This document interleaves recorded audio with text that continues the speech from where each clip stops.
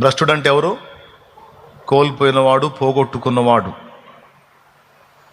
తొలగిపోయినవాడు, తొలగించబడినవాడు అని.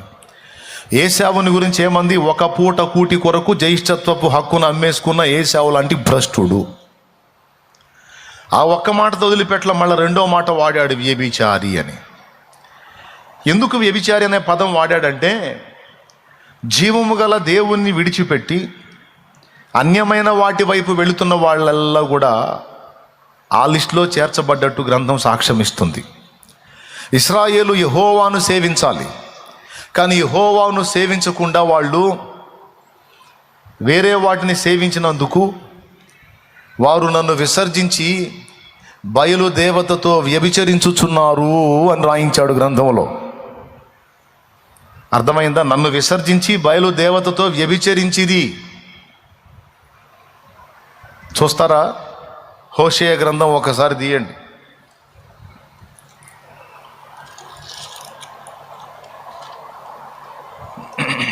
హోషేయ గ్రంథము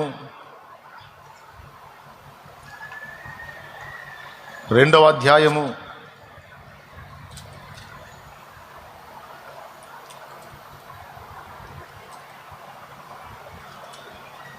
13వ వచనం చదవండి.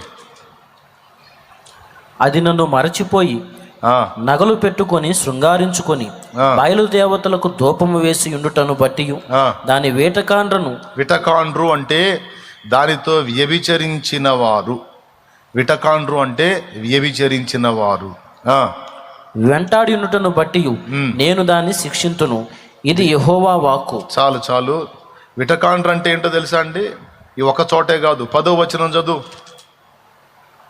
దాని విటకాండ్రు చూచుచుండగా నేను దాని పోకిరితనమును బయలుపరుతును. అద్దుగో ఏమన్నాడు మళ్ళీ ఇక్కడ కూడా విటకాండ్రు అన్నాడు. అంటే వ్యభిచారుల దగ్గరికి వెళ్ళే వాళ్ళు విటకాండ్రు, విటులు అంటారన్నమాట.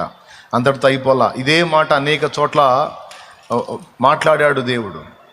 అంటే ఇక్కడ దీన్ని బట్టి ఏమర్థమవుతుందంటే, ఆయనను విడిచిపెట్టి వేరే వాటిని సేవించటము వ్యభిచారముతో సమానముగా దేవుడు భావించాడు. స్తోత్రం చెప్పు. ఏశావు క్లైమాక్స్ మీరు చూడండి. ఏశావు అన్నా ఏదోమన్నా ఒకడే. ఏదోమీయులు అన్యులా, దేవుని ప్రజలా? ఏదోమీయులు అన్యజనులా, దేవుని ప్రజలా? నోరు తెరిచి చెప్పాలి. బైబిల్ చదివే వాళ్ళకి తెలిసిద్ది, చదవని వాళ్ళకి ఏం తెలిసిద్ది? ఏదోమీయులు అంటే ఏశావు సంతతి, అన్యజనులే.